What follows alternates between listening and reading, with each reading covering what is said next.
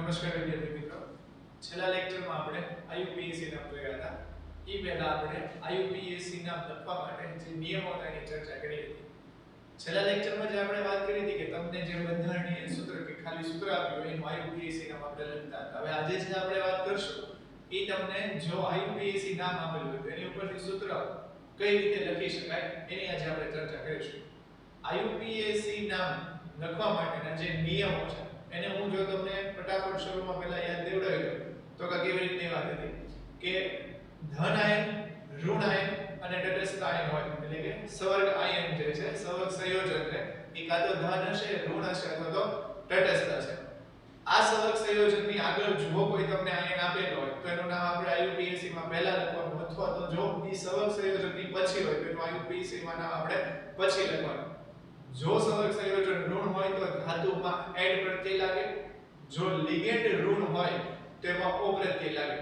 આ સિવાય આપણે ધન અને તટસ્થ જે લિગેન્ડ હતા એના નામ આપણે એમને જ લખતા હતા. એમાં આપણે કેટલાક અપવાદ જોયા હતા, જેમ કે એમાઇન છે તો એમાઇન એટલે NH3, એમોનિયા તો ત્યાં આપણે તટસ્થ લિગેન્ડ છે પણ એમોનિયા એવું નતા લખતા, અમાઇન એવું લખતા હતા. આ સિવાય આપણે H2O પાણી એ લિગેન્ડ નું નામકરણ કરતી વખતે ત્યાં પાણી એવું નતા લખતા, એક્વા એવી રીતે લખતા હતા. એવી રીતે CO માટે આપણે કાર્બોનિક એ રીતે કાક લખતા હતા. તો આજે એક વાત હતી IUPAC નામની હતી. એવા કોઈ મોટા IUPAC નામ નથી. જો છેલ્લા લેક્ચરમાં તમે IUPAC નામને વ્યવસ્થિત સમજ્યા હશો તો જે હવેની તમને વાત જે છે એ થોડી સરળ લાગશે. અહીંયા ખાલી શરૂના જે આપણે 4-5 નામ જોશું ને એમાં આપણે પહેલા ધીમે ધીમે જાશું.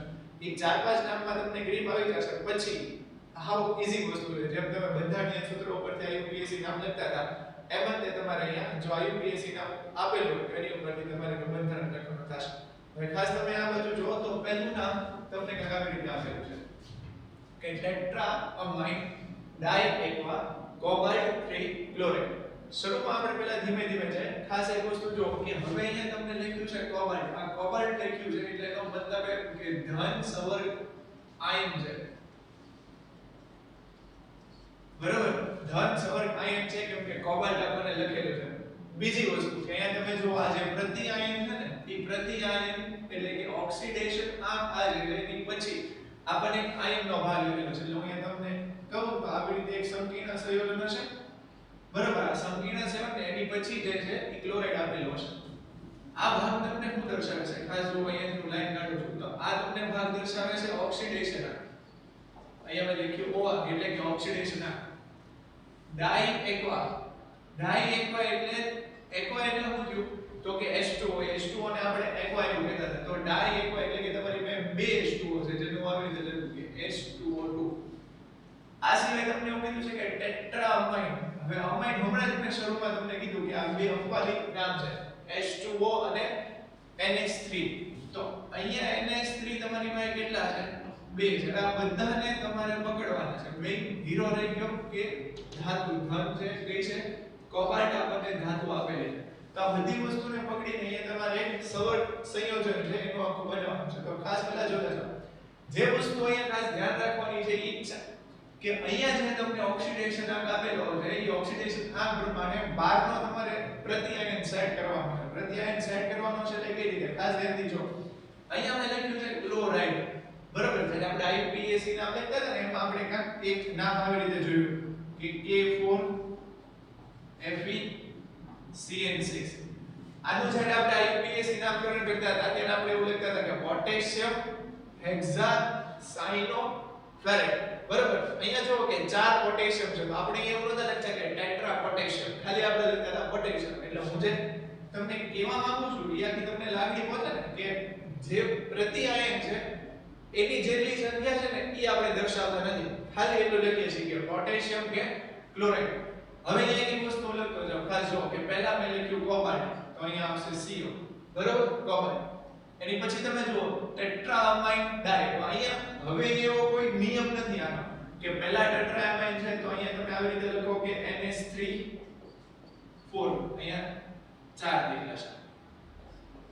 અહીંયા તમને એવું કીધું છે ડાયએક્વા એટલે H2O2. બરાબર, ને એની પછી તમે જો કે ઓક્સિડેશન આંક તમને આપેલો છે 3. હવે સ્વાભાવિક છે કે ઓક્સિડેશન આંક આપેલો છે. આ બે તટસ્થ એક દંતીય લિગેન્ડ છે. તટસ્થ એકદંતીય લિગેન્ડ હોવાને કારણે એની ઉપર તો કોઈ વીજભાર હશે નહીં, તો 12 તમને આપેલો છે ક્લોરાઇડ, તો ક્લોરાઇડ ના કેટલા આયન આવશે CN3. એટલે આવું તમારું લાક્ષણિક સંયોજકતા છે. જો ફરીથી કહું છું, ખાસ ધ્યાનથી જે છે અહીંયા સમજો. એક શરૂના 4-5 નામમાં જે છે એ થોડીક તમને જે છે એ ખડાખડિયા વાળી ગાડી લાગશે, પછી જે છે ને નેશનલ હાઈવે જેવી તમારી પરિસ્થિતિ થઈ જશે કે તમે ખાલી નામ જોશો ને ભેગું તમને યાદ આવશે.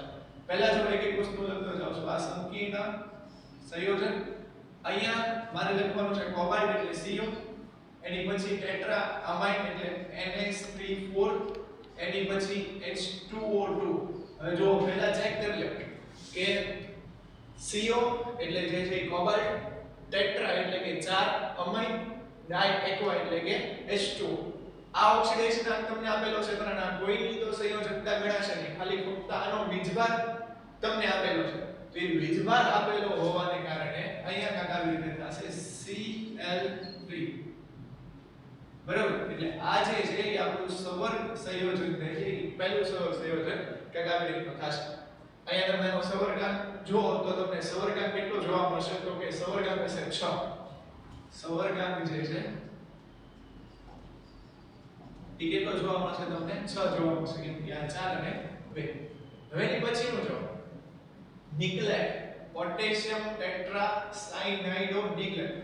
જ્યારે યુપીએસસી નામના આપણે નિયમો જોયા હતા ને ત્યારે મેં અહીંયા તમને ખાસ એવું કીધું કે અહીંયા તમને એવું કીને કે આ CN હોય તો એ CN ને સાઇનો એવું રીતે લખાય, બરોબર ને? એને તમે અહીંયા જે લખ્યું છે ને સાયનાઇડો, બરોબર, એવી રીતે તમે લખીએ તો યુપીએસસી નામમાં તમે એવું કહો, આનું તમે કદાચ નવા રીતે લખો ને કે પોટેશિયમ ટેટ્રા સાયનો નિકલેટ તોય હાલે.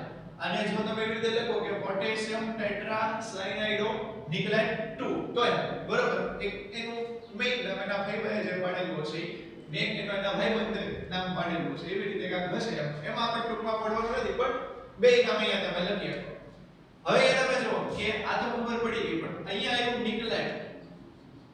હવે જ્યારે પેપરમાં કે તમે કે MCQ માં કે કોઈ પણ ક્વેશ્ચન ની અંદર તમે જો તો આટલી બધી તમારે વાત નથી લગાડવાની કે પહેલા ચક્કર ઉગડવાનું ને કોણ ધન ને કોણ ઋણી ઓળખવાનું. જો તો અહીંયા એટ પ્રત્યય લાગ્યો નિકલેટ છે એટલે કે અહીંયા NI ઈ એટ પ્રત્યય લાગ્યો એટલે જે સંકીર્ણ આયન હશે અથવા તો જે સવર્ગ આયન હશે એ કેવો હશે? ઋણ સવર્ગ આયન હશે. આ ઋણ સવર્ગ આયન હોય એટલે ધાતુ આપણી પાસે કેવી હશે? એટ પ્રત્યયની અંદર લાગે ને, બરોબર. તો હવે જો આપણે બંધારણ લખીએ તો એક આવી રીતે થાય. જો અહીંયા પહેલા છે તો અહીંયાથી જશે K. અત્યારે હું ખાલી K લખું છું, કેટલા K છે એ કોઈને ખબર નથી. અહીંયા જે છે ઈ કાઉસ ટેટ્રા સાયનાઇડો નિકલેટ. ધાતુ હંમેશા અહીંયા પહેલા આવે એટલે અહીંયા મેં લખી નાખ્યું Na ટેટ્રા સાયનાઇડો એટલે CN કેટલા છે આપણી પાસે? 4. હવે અહીંયા તમે ખાસ વસ્તુ જુઓ કે આપણે ઓક્સિડેશન આંક કેટલો લાવવાનો છે? 2 ઓક્સિડેશન આંક લાવવાનો છે. આપણી પાસે અહીંયા કેટલા આપેલા છે? સાયનાઇડો આયન તો કે 4 આપેલા છે. તો અહીંયા પોટેશિયમ કેટલા મૂકવા પડશે? 2 મૂકવા પડશે, કેમ કે 4 માંથી 2 જશે તો જ ઓક્સિડેશન આંક અહીંયા નિકલનો કેટલો થશે? 2 થશે ને. એટલે ટૂંકમાં બધી સેટિંગ કરવા વાળી વાત છે કે જો તમને ફટાફટ સેટ કરતા આવડી જાય કે કઈ રીતે ઓક્સિડેશન આંક થાય તો તમને ફટાફટ જે છે આઈયુપીએસસી નામમાં ખ્યાલ આવશે. હવે એની પછીનું આઈયુપીએસસી નામ જો ટ્રીસ ઇથેન 1,2 ડાયએમાઇન ક્રોમિયમ 3 ક્લોરાઇડ. હવે અહીંયા સીધી તમને ખબર પડી ગઈ કે અહીંયા આવ્યું ક્રોમિયમ, પહેલા અહીંયાથી પકડી લેવાનું એટલે ધન, બરાબર. પછી બધી આગળની કાર્યવાહી કરવાની. આમ તો મોટા ભાગના કેસમાં જે છે ખબર ક્યાં પડી જાય કે આ જે ઓક્સિડેશન આંક છે ને એ ઓક્સિડેશન આંક પછી જો તમને કોઈ આવી રીતે આયન જે પ્રતિ આયન છે એનું જો નામ આપેલું હશે તો એ તમારું સહજ સંયોજન હંમેશા કેવું હશે? ધન હશે. પણ ખાસ વસ્તુ ધ્યાન એવી રાખવાની કે કોઈ વખત પ્રતિ આયન ન હોય, ખાલી તમને સવર્ગ આયન આપેલું છે તો ત્યારે અહીંયા તમારે ધાતુના નામ ઉપરથી એને પકડી લેવાનું કે આ કેવું છે. તો હવે હું પહેલા લખી નાખું. હવે ખાસ ધ્યાન તમે જુઓ કે તમને આપ્યું છે ટ્રીસ ઇથેન 1,2 ડાયમાઇન. એની હારે આપણે કઈ મતલબ નથી કેમ કે તટસ્થ દ્વિદંતીય લિગેન્ડ છે. અહીંયા જે વાત છે ને એ જોવાની છે કે આ ક્રોમિયમ તમને આપેલું છે એટલે મેં લખી નાખ્યું Cr.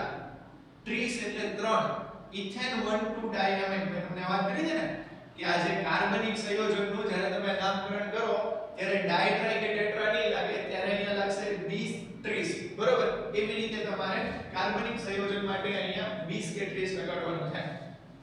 En 3 બરાબર. હવે આનો ઓક્સિડેશન આંક તમે જો કેટલો આપેલો છે 3 આપેલો છે. રોમનાંકમાં 3 ઓક્સિડેશન આંક આપેલો છે. તો ક્લોરાઇડ તો કેટલા Cl મારે મૂકવા પડે? આ તો તટસ્થ દ્વિદંતીય લિગેન્ડ છે. તટસ્થ દ્વિદંતીય લિગેન્ડ છે એટલે આની ઉપરનો કોઈ વીજભાર હશે નહીં. તો ઓક્સિડેશન આંક આપણે એને કાઉન્ટ નહીં કરીએ તો જે આધાર હશે એ કોણ હશે? ક્લોરાઇડ ઉપર. તો અહીંયા કેટલા આવશે? Cl3. એટલે હવે અહીંયા તમે જો ને ઓક્સિડેશન આંક નક્કી કરો તો અહીંયા લખો x પછી અહીંયા લખો 0. કઈ નામમાં નથી, ખાલી તમારે ઇમેજિન કરવાનું છે. અહીંયા લખો x, અહીંયા લખો 0, અહીંયા લખો 3. -3 ને આમ ઠેકડો મરાવો એટલે જે કેટલો થઈ જાય +3. તો ઓક્સિડેશન આંક કેટલો થશે? +3.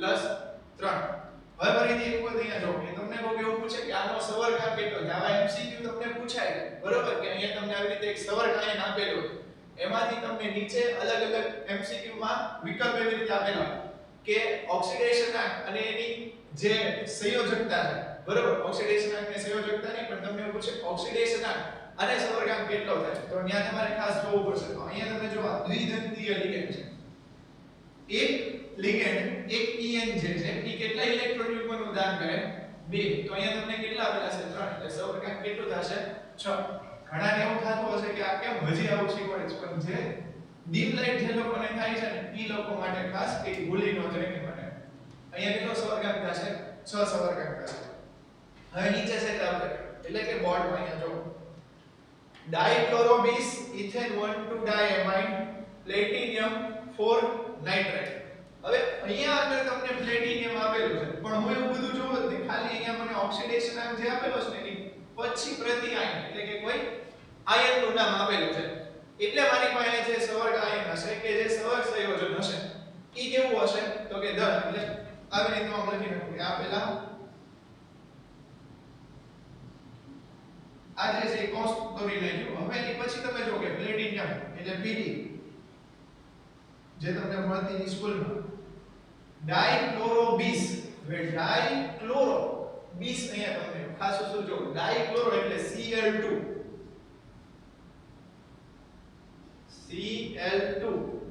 ડાઇક્લોરો 20 ઇથેન 1,2 ડાયમાઇન 20 એટલે કેટલા થશે? 2.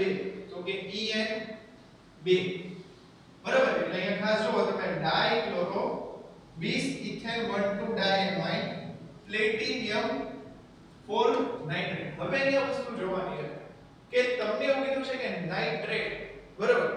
તો નાઇટ્રેટ આયન અહીંયા તમને કીધેલું છે તો એની માટે અહીંયા તો કેટલા ઓક્સિડેશન આંક આપેલો છે? 4. Cl માં તમે જોશો તો કેટલા છે? 2 છે. તો અહીંયા શું આવશે? તો કે NO3 2. એક NO3 જે છે -1 હશે એટલે અહીંયાનો ઓવરઓલ તમે ઓક્સિડેશન આંક ચેક કરો એટલે કેટલો થઈ જશે? 4 તમને જોવા મળે. હવે સેજ તમે જો આ બાજુ આવો એટલે એની પછીનું જે તમને નામ આપેલું છે એ ટેટ્રા હાઇડ્રોક્સો ઝિંકેટ 2. હવે આ એક નવી વેરાયટી આવી. નવી વેરાયટી ની રીતે કે ટેટ્રા હાઇડ્રોક્સો ઝિંકેટ 2. હવે આમાં નથી તમને પ્રતિ આયન પહેલા આપ્યો કે નથી આમાં તમને પ્રતિ આયન પછી આપ્યો. ઈ સિવાય તમે વસ્તુ જુઓ કે અહીંયા લખેલું છે ઝિંકેટ બરોબર. આપણે એવું કીધું કે એડ પ્રત્યય લાગે તો ઈ જે સવર્ગ આયન હશે ઈ કેવું હશે? ઋણ સવર્ગ આયન હશે. તો અહીંયા એડ પ્રત્યય લાગ્યું ઝિંક ની પાછળ એટલે આ પહેલા સવર્ગ આયન આપણી પાસે કેવું છે? તો કે ઋણ. બો બી ની જવાનું આવું આવે ત્યારે ગમે એવું આવે બી ની જવાનું ટેટ્રા હાઇડ્રોક્સો. હવે જે ટેટ્રા હાઇડ્રોક્સો એ તમારી માટે નવું છે પણ આમ બહુ જૂનું છે. OH માઈનસ બરાબર. ટેટ્રા હાઇડ્રોક્સો એટલે પેલા લખી નાખ્યું કે ZnOH4. હવે અહીંયા ખાસ વસ્તુ જો કે OH એટલે હાઇડ્રોક્સો એની ઉપર -4 છે બરાબર. ને અહીંયા તમને ઓક્સિડેશન આંક આપેલો છે 2. તો કઈ રીતે મૂકવું પડે? અહીંયા તમે લખો ને -2 એટલે અહીંયા ઝિંક નો ઓક્સિડેશન આંક તમને કેટલો જોવા મળે? 2 જોવા મળે. કઈ રીતે હું અહીંયા તમને કહું. અહીંયા તમે જો હું લખું x એટલે પહેલા x -4 બરાબર -2. અહીંયા જે કાઉન્સની ઉપર હશે બરાબરની ઓલી બાજુ તમને જોવા મળે. તેથી x - 4 + 2 બરાબર 0 ને તેથી x - 2 બરાબર 0 ને તેથી x બરાબર 2. ઓલા તમે હાવ નાના હતા ને જ્યારે હાવ નાના એટલે છઠ્ઠા સાતમા ધોરણમાં કે પાંચમા ધોરણમાં હોતે ત્યારે તેથી વાળી તમે ગણતરી કરતા બરોબર. આ તો જે લોકો હજી આમ મોઢા પકડી ખાસ આવી રીતે મેં અહીંયા ગણતરી કરી. પોટેશિયમ ટેટ્રાક્લોરાઇડો પેલેડેટ, બરોબર, પોટેશિયમ ટેટ્રાક્લોરાઇડો પેલેડેટ. હવે અહીંયા તમે જો કે પોટેશિયમ પેલેડેટ આવ્યું અથવા તો અહીંયા પહેલા તમે જો કે પોટેશિયમ એક બીજી ખાસ વસ્તુ, જ્યારે તમે IUPAC નામ લખો ત્યારે ખાસ વસ્તુ ધ્યાન રાખવાની છે કે આ જે સવર્ગ આયન છે ને એ સવર્ગ આયનની અંદર જેટલો ભાગ છે એ બધાનું નામ ભેગું લખવાનું, એટલે કે એ બધાને જુદા નહીં પાડવાના, નહીતર ક્યાંય ખોટું લાગે. કઈ રીતે હું અહીંયા તમને કહું, અહીંયા તમે જો કે ટેટ્રા હાઇડ્રોક્સો ઝિંકેટ એ બધી વસ્તુ મેં ભેગી રાખી. ઘણા લોકોને છે ને આમ ટેવ હોય કે પહેલા આમ લખે કે આમ લખે ટેટ્રા, પછી આમ લખે હાઇડ્રોક્સો, એ પછી પાછા આમ લખે ઝિંકેટ. એટલે આવી રીતે જે ટેવ હોય એ ખાસ ધ્યાન રાખજો કે IUPAC ના મી એક આખી આવી રીતની પેટર્ન છે. હવે ધારો કે અહીંયા તમે જો કે આ કેવો છે, આ બાજુ છે તમે આવીને જોશો ને તો અહીંયા છે તમને IUPAC નામ આપેલું છે. એમાં તમે જો કે પોટેશિયમ ટેટ્રાસાયનાઇડો નિકલેટ. પોટેશિયમ પહેલા છે તો પોટેશિયમ અને ટેટ્રાસાયનાઇડો નિકલેટ વચ્ચે આખી સ્પેસ મૂકેલી છે, એટલે પેટર્ન તમને દેખાડું છે. આ બધી વસ્તુ ક્યારે માર્ક થાય, બરોબર, કે જ્યારે તમે 4 માર્કનો ક્વેશ્ચન લખતા હો ને જ્યારે તમારા માર્ક બહુ બધા થતા હોય, પણ આ જેને બહુ બધા માર્ક થતા હોય ને એ લોકો એવી ઝીણી બાબત ધ્યાનમાં રાખવાની છે. બાકી તે જેને વધારે માર્ક લાવવા છે એને આ બાબત તો ધ્યાન રાખવાની છે. હવે પાછા બાબુમાંનો જ અહીંયા આવતા રહ્યું. પોટેશિયમ એટલે કે લખી નાખો ટેટ્રાક્લોરાઇડો પેલેડેટ, પેલેડેટ એટલે પેલેડિયમ એટલે PD. હવે અહીંયા તમને ટેટ્રાક્લોરાઇડો એટલે Cl4. હવે જો ઓક્સિડેશન આ કેટલો આપેલો છે 2, એટલે હમણાં આપણે જોઈને એની જેવું જ છે, ખાલી મેં નામ બદલી નાખ્યું તો અહીંયા કેટલું દીધા છે 2, એટલે કાક આવી રીતે થશે કે K2PdCl4. ખ્યાલ આવ્યો કે વસ્તુમાં કાઈ નથી, હાવ સામાન્ય નામ હતું. હવે અહીંયા જો ડાયઅમાઇન, એ વસ્તુ ખાસ યાદ રાખો કે હમણાં મેં તમને વાત એવી કરી કે આ ઇથેન 1,2 ડાયએમાઇન. હવે જ્યારે અહીંયા તમે એમાઇન લખો ને એટલે ઈ ઓલો NH2 વાળો એમાઇન સમૂહ જે તમે ભણીને આવ્યા છો એનો અમાઇન લખો એટલે NH3 વાળો, બરોબર. એટલે જે હું તમને કહું છું એ ખ્યાલ તરત આવી ગયો છે કે અમાઇન આવે એટલે અહીંયા તમારે NH3 એવી રીતે લખવાનું થશે, એટલે કે ડાયમાઇન ડાઇક્લોરો પ્લેટિનિયમ 2. હવે અહીંયા તમે જો કે આ કેવો સવર્ગ સંયોજન હશે, જેમ અહીંયા મેં તમને વાત કરી ને કે અહીંયા તમે જો કે ટેટ્રા હાઇડ્રોક્સો ઝિંકેટ 2 હતું, એટલે ઝિંકેટ આવ્યું એટલે આપણે એને ઋણ સંકીર્ણ આયન થતો ઋણ સવર્ગ આયન એવું કીધું. અહીંયા જે નામમાં તમે જો કે પ્લેટિનિયમ છે, જો ઋણ આયન હોય તો પ્લેટિનેટ એવું કાક એડ પ્રત્યે લાગેલો હતો, પણ આ કેવો આયન છે તો કે આ તટસ્થ આયન છે, બરાબર. હવે કઈ રીતે તમે જોશો તો પ્લેટિનિયમ એટલે પહેલા મેં લખી નાખું કે સવર્ગ સંયોજનનો અહીંયા જે મોટો જબરો કામ છે એ આપણે કરી નાખીએ. એની પછી તમે જો કે તમને પ્લેટિનિયમ કીધું છે એટલે અહીંયા આવે PD ડાયએમાઇન એટલે NH3 twice, એની પછી આવે ડાઇક્લોરાઇડો એટલે Cl2 બસ. હવે આમાં કાઈ કરવાનું નથી, ખબર પડી આ કે વસ્તુ કે ડાયઅમાઇન, બરાબર. જો ડાયઅમાઇન ડાઇક્લોરાઇડો પ્લેટિનિયમ 2, આ 2 ઓક્સિડેશન કેમ આવ્યો, કેમ કે Cl ની -1 હોય અને અહીંયા Cl તમને 2 આપેલા છે એટલે. હવે એની પછીનો તમને આ વિડિયો છે, કોઈ વિડિયોને સ્ટોપ કરીને તમે છે ને તમારી જાતે લખવાનો ટ્રાય કરો, કેમ કે આવું નવું ત્રીજી પેટર્નનું આપણે નામ જોઈએ છે, બરોબર. ખાલી અંદરના જે લિગેન્ડ છે એ ફેરવેલા છે. પોટેશિયમ ટેટ્રાસાયનોનિકલેટ 2, પોટેશિયમ ટેટ્રાસાયનોનિકલેટ 2 આ બે વખત એટલે બોલ્યો કે હવે બોલો ને એટલે આમ તમારા મગજમાં ખાલી નામ છપાવવું જોઈએ કે અહીંયા મોટો સવર્ગ આયન એટલે કે જે કૌંસ છે નિકલેટ એટલે Ni, ટેટ્રાસાયનો એટલે CN4 ને અહીંયા 2 એટલે K2NiCN4. એ તમારું કીધા છે પોટેશિયમ ટેટ્રાસાયનાઇડો નિકલેટ 2. ખબર પડી ને? હા વેલ્યુ છે કાઈ નથી, ખાલી તમારું ધ્યાન અહીંયા હોવું જોઈએ તો તમને ખબર પડી જશે.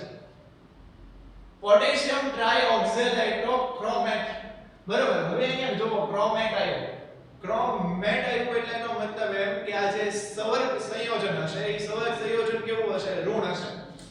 પોટેશિયમ એટલે અહીંયા હું લખી નાખું કે, પછી અહીંયા લખી નાખું કે મોટો સવર્ગ આયન ટ્રાઇઓક્ઝેલેટો ક્રોમેટ એટલે અહીંયા થઈ જાય Cr. ટ્રાઇઓક્ઝેલેટો જો C2O4 3 ખાસ ધ્યાન રાખજો કે આ તમને ટ્રાય ઓક્ઝેલેટો આપેલો એને તમે C2O4 એવી રીતે લખી શકો અથવા તો આવી રીતે OX3 એવું લખ્યો એમાં કોઈ ખોટું એને ન લાગે બરોબર. આ કેવું છે દ્વિદંતીય લિગેન્ડ છે. એની ઉપર કેટલો વીજભાર છે તમને યાદ દેવડાવી તમે ભૂલી ગયા હશો કેમ કે ઘણું બધું તમારે ભણવાનું અત્યારે હાલતું રહેતું એટલે આવી રીતનું કાગળ આને દ્વિદંતીય લિગેન્ડ આપણે કહેતા હતા. એટલે એની ઉપરનો વીજભાર 2 છે. વીજભાર 2 એટલે 3 દુ 6 પહેલા તો સવર્ગાંક 6 છે એટલે આને આપણે ગણશું ઓક્સિડેશન આંકમાં. અહીંયા જો હું આપેલું છે ઓક્સિડેશન આંક કેટલો લાવવાનો છે 3 તો અહીંયા -6 છે તો અહીંયા તમારે કેટલા મૂકવા પડે તો ઓક્સિડેશન આંક 3 થાય તો કે ખાસ જો કે અહીંયા તમે મૂકશો 3 એટલે અહીંયા +3 -6 એટલે આવશે -3 પણ એને તમે આમ ધક્કો મારીને બરાબરની ઓલી બાજુ ઘા કરી દેશો એટલે કેવા થીટા છે +3 તમને જોવા મળશે. નીચેનું નામ જો ટેટ્રાબ્રોમાઇડો ક્યુપ્રેટ 2 બરાબર. આમ ક્યુપ્રેટ 2 એવું સાંભળો એટલે આમ જાણે આખી જિંદગીમાં પહેલી વાર સાંભળો તો એવું ન કરતા. કોપર ને ક્યુપ્રેટ એવું કહેવાય. હવે આ જ્યારે ધાતુનું નામ ચક્ર વિચિત્ર લાગે ને એટલે સમજી લેવાનું કે જે આપણું સવર્ગ સંયોજન છે એ કેવું છે ઋણ. ટેટ્રાબ્રોમાઇડો ક્યુપ્રેટ 2 તો અહીંયા CO બ્રોમાઇડો એટલે Br ને અહીંયા 4. હવે ખાસ વસ્તુ જો કે અહીંયા નથી આગળ કોઈ આયનનું નામ કે નથી કોઈ પાછળ આયનનું નામ. આ એકલો માણસ છે એટલે કે એકલું સવર્ગ આયન છે. 2 ઓક્સિડેશન આંક લાવવાનો છે અહીંયા થાય છે -4 તો તમારે કેટલું લાવવું પડશે -2 અહીંયા લખવું પડે બરાબર. હજી જે વેક્ટર્સ વાળા લોકો છે એ ફરીથી એક વખત અહીંયા જોજો જેની દિમાગની બત્તી નથી ઝબકતી કે અહીંયા તમે આને ધારો x આ -4 બરાબર -2 આમ લાવો એટલે +2 -4 બરાબર -2 બરાબર 0 -2 બરાબર 0 એને બરાબરની ઓલી બાજુ ઘા કરો એટલે 2. ખબર પડી આખી વસ્તુ બસ આ રીતે જે છે. હોશિયાર વિદ્યાર્થીઓને તો કોઈ ટેન્શન નથી. એ તો આમ ખાલી નામ આવે ને એટલે એના મગજમાં નામ છપાવવાનું છે પણ આ જે લોકોને ઝબકારો નથી થતો એની માટે છે. સોડિયમ હેક્સા ફ્લોરાઇડ સિલિકેટ બરોબર. એટલે અહીંયા તમે જો નવી વેરાયટી શરૂ થઈ. અત્યાર સુધી તમે પોટેશિયમ એવું જોતા હતા પોટેશિયમ ને ક્લોરાઇડ પણ અહીંયા તમારી માટે એવું સોડિયમ. આપણને કઈ વાંધો જ નથી સોડિયમ આવે કે ગમે આવે તો અહીંયા હું લખી નાખું સોડિયમ. અહીંયા આપણે લખી નાખીએ એક સંકીર્ણ આયન હેક્સાફ્લોરાઇડો સિલિકેટ. સિલિકેટ એટલે પહેલા તો Si. આવું યોજણી પાછું નહીં બનવાનું. તમને ખબર છે કે સિલિકેટ અહીંયા કેમ આવેલું છે હેક્સાફ્લોરાઇડો. હેક્સા એટલે 6 એટલે અહીંયા ત્રીજા છે F6 બરાબર. હવે અહીંયા તમે ખાસ જુઓ કે ઓક્સિડેશન આંક તમને કેટલો આપેલો છે 4 આપેલો છે. ઓક્સિડેશન આંક 4 આપેલો છે તો એની માટે તમારે સોડિયમ કેટલા લેવા પડે 2 કેમ કે અહીંયા તમે ગણતરી ખાસ ધ્યાનથી જો ને તો અહીંયા તમારે થઈ જાય 2x બરાબર. અરે સોરી અહીંયા થઈ જશે 2 + 2 અહીંયા x આ -6 -6 માંથી 2 જાય તો રહે 4. હવે આ કેટલાનું નામ આવ્યું હવે તો આવી બધી વસ્તુ ખબર પડવી જોઈએ બરાબર. હેક્સામાઇન કોબાલ્ટ 3 ક્લોરાઇડ સલ્ફેટ. હવે અહીંયા તમે જો ધીમે ધીમે જે છે નામમાં કોમ્પ્લિકેશન થોડી વધે છે. અહીંયા હું પહેલા લખી નાખું પહેલા હું દોરી નાખું એનો જે કામ છે હેક્સામાઇન 3 ક્લોરાઇડ. હવે પહેલા અહીંયા તમને એને કીધું છે 3 ક્લોરાઇડ આપેલું છે. અહીંયા હું લખી નાખું હેક્સામાઇન એ પહેલા લખી નાખું કોબાલ્ટ હેક્સામાઇન એટલે NH3 6. હવે જો કોઈ લિગેન્ડ નથી 3 ક્લોરાઇડ સલ્ફેટ એટલે આપણે અહીંયા ટેન્શન લેવાની જરૂર નથી. આ બે નામ જો ને એટલે આપણે મોજ કરવા માંડવાની કેમ કે SO4 આ SO4 2- ને આ Cl- યાદ કરો મેં આ તો તમને કીધું કે આ SO4 2- છે ને એના મન ફાવે એ રીતે વર્તે. મન ફાવે એ રીતે વર્તે એટલે કે ઈ કોઈ વખત એક દંતીય તરીકે વર્તે ને કોઈ વખત દ્વિદંતીય તરીકે વર્તે. પણ આપણે શું કામ છે એના વીજભાર એની પરનો વીજભાર કેટલો છે 2- તો અહીંયા Cl- ને અહીંયા SO4 2- એટલે ઓક્સિડેશન આ કયા એનો કેટલો થઈ જશે 3 એટલે અહીંયા આવશે Cl ને અહીંયા થઈ જશે SO4. રેડી. હવે આ બાજુ જો સોડિયમ 20 થાયોસલ્ફેટો આર્જેન્ટેટ 1. અરે હવે અહીંયા તમને થોડું માખું ચૂકું લાગશે. પહેલા તો આર્જેન્ટેટ અગાઉના જો IUPAC નામ તમે જોયેલા હશે ને અગાઉ જે આપણાની પહેલાના લેક્ચર છે IUPAC નામનો છે એની પહેલાનો લેક્ચર જે છે એ IUPAC ના નિયમોનો છે એટલે ખાસ જો આ સીધું જોતા હો તો એ બે લેક્ચરને ફરીથી એકવાર જોઈ લેજો સોડિયમ બિસથાયો સલ્ફેટો આર્જેન્ટેટ એટલે નો અર્થ થાય Ag એટલે તમને બોલાવતો નથી Ag એટલે આ સિલ્વર બરોબર એને જ્યારે ઋણ સવર્ગાયનમાં જો Ag હોય એટલે કે સિલ્વર હોય તો એને આર્જેન્ટેટ એવું જે છે કહેવામાં આવે થાયોસલ્ફેટો એટલે H2O3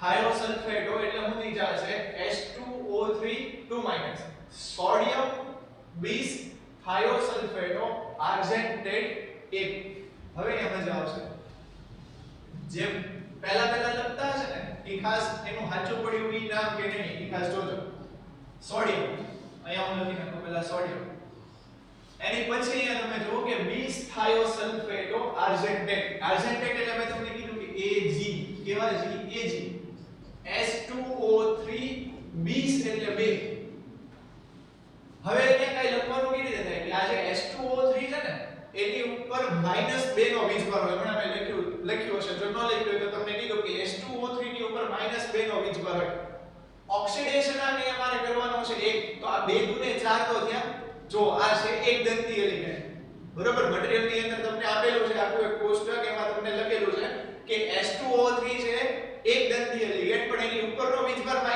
છે તો એ -2 છે એને કારણે અહીંયા થશે 2 દુ 4 એટલે -4 તો અહીંયા તમને કેટલા મૂકો તો એને કારણે આવે 1 તો કે 3 હું મૂકીશ ને એટલે કાકા આવી રીતે થાય Na3AgH2O3 2 એટલે કે સોડિયમ બિસથાયોસલ્ફેટો આર્જેન્ટેટ 1 સોડિયમ ટેટ્રાફ્લોરાઇડો ઓક્સોક્રોમેટ બરાબર આમ તમે જો કાકા ગામનું નામ એની પછીનું નામ તમે જો ને તો ટેટ્રાઅમાઇન ડાઇક્લોરાઇડો પ્લેટિનિયમ 2 ટેટ્રાક્લોરાઇડો પ્લેટિનિયમ એટલે આખું ગામ હલ્યો આવતું ને એની જેવું જબરું મોટું નામ છે આ નામ તમે એક વખત જાતે ટ્રાય કરો તો બધા નામ તમારે જાતે ટ્રાય જો તમે કરી હોય તો એ સારી વાત કહેવાય નો કરી હોય તો એ સારી વાત કહેવાય કેમ કે હું અહીંયા કરાવું છું સોડિયમ હવે જો ક્રોમેટ એ આપણને ખબર પડી કે Cr હવે જો તમને ઈ ખબર ન પડે ને અહીંયા કે કોણ ધાતુ છે તો પછી વાત થઈ ગઈ તો પાછો ફરીથી ઓલા IUPAC ના નામકરણનો જે નિયમ છે એનો એક વખત વિડિયો લેક્ચર જો મટીરીયલ કે બુક ની અંદર જે નિયમો આપેલા છે એને ફરીથી એક વખત વાંચો ધાતુનો ખબર પડે તો પાછું થોડું વિચારજો ટેટ્રાફ્લોરાઇડો ઓક્સો એટલે આવી રીતે છે ટેટ્રાફ્લોરાઇડો એટલે F4 O એટલે આને આમ થોડું આપણે ફેશનમાં લખીએ ને હારું લાગે આમ કે OF4 હવે જો ઓક્સિડેશન આ કેટલો કરવાનો છે 4 અહીંયા મોટા ભાગના લોકો જે છે એ થાપ ખાય થાપ કેવી રીતે કે આ ઓક્સો છે ઓક્સો એટલે એક દંતી એલિમેન્ટ છે બરાબર એક દંતી એલિમેન્ટ છે પ્લસ એની ઉપરનો વીજભાર જે છે ને -2 છે એટલે અહીંયા તમે જોવો ને તો કેટલું થઈ જશે તો કે 4 ને 2 6 આ જે એક દંતી એલિમેન્ટ ઓક્સો છે એક દંતી એલિમેન્ટ પણ એની ઉપરનો વીજભાર કેટલો છે 2 તો અહીંયા થઈ જશે 4 ને 2 6 અહીંયા છે તમારે લાવવાના છે 4 તો અહીંયા મૂકવા પડે ખબર પડી જે નો ખબર પડતી હોય ને કે અહીંયા 2 આમ કેમ મૂકવું ને અહીંયા 3 કેમ મૂકવું એ કાયદેસર રીતે શરમાયા વિના અત્યારે તો કોઈ જોશે નહીં તમે તમારી નોટ ની અંદર હું લખો છો આની નીચે x એવી લાઈન ગાળી અને ઓક્સિડેશન આકારનો શોધી નાખવાનો એટલે અહીંયા તમને તરત ખબર પડી જશે કે અહીંયા 2 અહીંયા 3 ને આ બધું કઈ રીતે આવ્યું બરોબર આમ તો અહીંયા સુધી પહોંચે એટલે હવે ખબર પડી ગઈ હોય છે હવે જો આખું ગામ ટેટ્રાઅમાઇન ડાઇક્લોરાઇડો પ્લેટિનિયમ 2 ટેટ્રાક્લોરાઇડો પ્લેટિનેટ 2 હવે આ જોઈને તમને ખબર પડી જવી જોઈએ કે ઓલા ડબલ ડેકર છે અગાઉના લેક્ચરમાં જે આપણે જોયા હતા કે તમને આવી રીતે બે સંકીર્ણ સંયોજન આપી દીધા હોય બરાબર ને આ બે સંકીર્ણ સંયોજનનો તમારે IUPAC નામ લખવાનું હોય બરાબર એમાં તમે ખાસ એક વસ્તુ આમાં ઓબ્ઝર્વ કરો ને આમાં બીવાનું ક્યારે આવડું મોટું નામ હોય એમાં બીવાનું તો તેમ કે જો અહીંયા બે અલગ અલગ ધાતુ આપેલી હોય તો બરાબર કે એક કૌંસમાં એક અલગ ધાતુ હોય બીજા કૌંસમાં એક અલગ ધાતુ હોય તો જે છે બીવાનું પડે એવા IUPAC નામ આપણે પૂછાતા નથી એટલે એની વિશે તમારે કઈ વિચારવું નહીં આ તો હું આઈન્સ્ટાઈન હોય એટલે તરત એવું થાય કે ધારો કે અહીંયા તમને અલગ અલગ સાઈડ નામ આપી દે તો કઈ રીતે થાય અહીંયા તમારે એવું કઈ નથી આવતું તમારે એ જ વિચારવાનું કે આ સંકીર્ણ બે સંયોજન છે આવી રીતે બે તમને ખાલી ખોખા આપેલા છે ખાલી ખોખાને તમારે ભણવાના છે પહેલું અહીંયા લખી નાખું બેમાં પ્લેટિનિયમ ટેટ્રા અમાઇન ડાઇક્લોરાઇડ એટલે ટેટ્રા અમાઇન એટલે આવી રીતે થઈ જશે કે આ NH3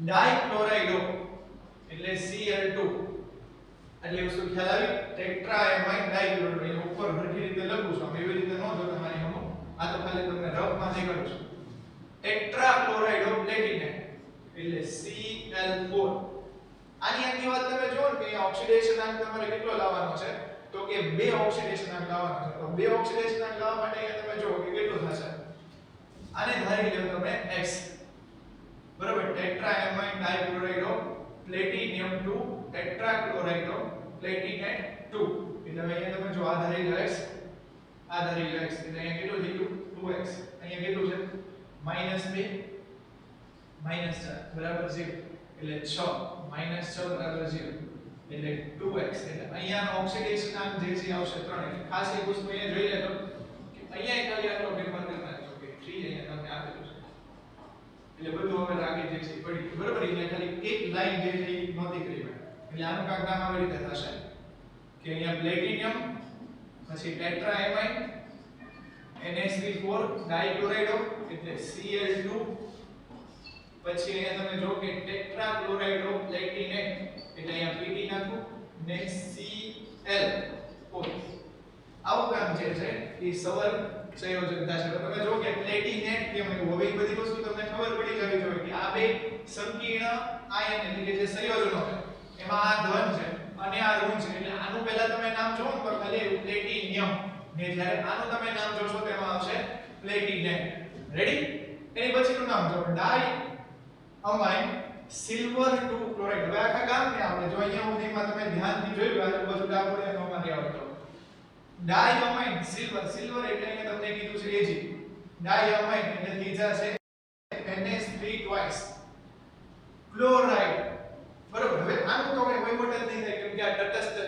તટસ્થ હોય એટલે આપણે એને કહીએ ન હોય કે ભાઈ તારી સંયોજક કે તારો બીજભાગ છે અહીંયા ખાલી આવશે ક્લોરાઇડ એટલે ત્રીજા છે Cl એટલે ડાઈ અમાઇન સિલ્વર 2 ક્લોરાઇડ ક્લિયર પહેલા આટલી અહીંયા સુધીની વસ્તુમાં જો તમને ખ્યાલ આવ્યો હોય બરાબર તો એ બહુ સારી વાત કહેવાય નો ખ્યાલ આવ્યો હોય તો ફરીથી જે છે આખા વિડિયોને જો એવી કોઈ રોકેટ સાયન્સ વાળી વાત નથી કે જે નો ખ્યાલ આવે આ વસ્તુમાં તમને ખ્યાલ ત્યારે જ આવશે કે જો અગાઉના બે લેક્ચર તમે જોયેલા હશે ત્યારે હવે ફરીથી અહીંયા જો છેલ્લા બે નામ બાકી છે ડાયમાઇન ક્લોરાઇડ ઓફ પ્લેટિનિયમ હવે પ્લેટિનિયમ આવી ગયો એટલે આપણને થોડો હાશકારો થયો કેમ હાશકારો થયો કેમ કે અહીંયા આપણી પાસે જે છે એ ઓક્સિડેશન આંક છે જે કેટલો આપેલો છે 2 બીજી એક વસ્તુ તમે અહીંયા જો કે અહીંયા નામમાં જે છે ને કાંક ફેરફાર જે છે આવી રીતે હું કરું છું કે ડાયમાઇન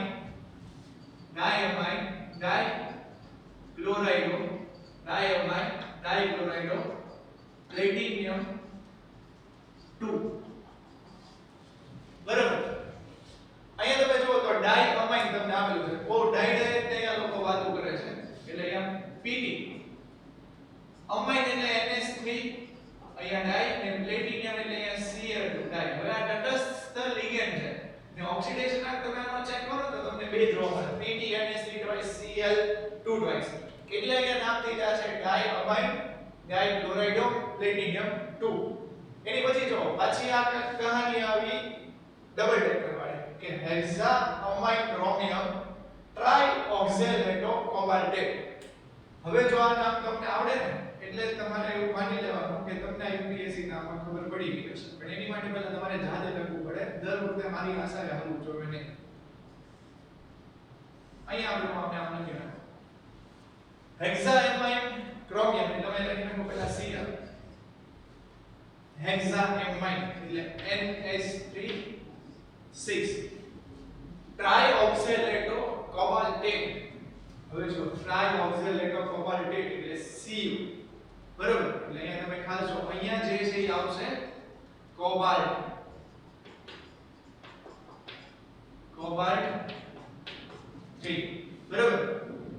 Cr NH3 6 અહીંયા દીધા છે CO ઓક્ઝેલેટો તમને આપ્યું છે એટલે C2O4 3 હવે અહીંયા તમે આ ઓક્સિડેશન આંક જે છે એ ખાસ જો તો ઓક્સિડેશન આંક બે રીતે થશે અહીંયા તમે ધારી લો x અહીંયા નો દી થશે 0 અહીંયા ધારી લો x અહીંયા દી થશે -6 બરાબર 0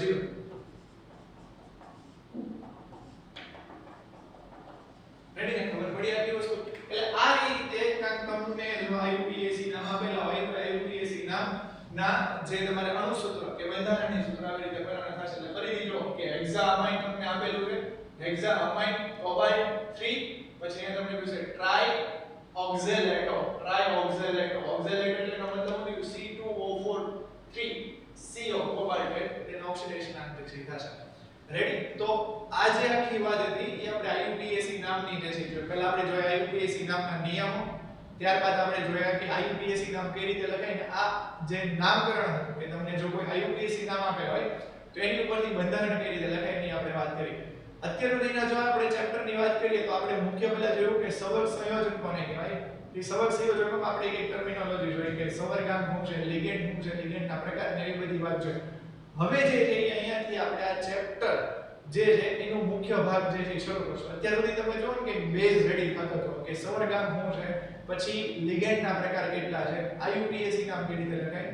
હવે પછીના જે લેક્ચર છે એમાં આપણે જોશું સમઘટકતા કે આ જે સવર્ગ સંયોજનો છે એમાં કયા કયા પ્રકારની સમઘટકતા જે છે આપણને જોવા મળે છે એની આપણે ચર્ચા કરીશું. તો આશા રાખું છું કે આ જે IUPAC નામ છે એમાં તમને ખ્યાલ આવ્યો હશે. Thank you.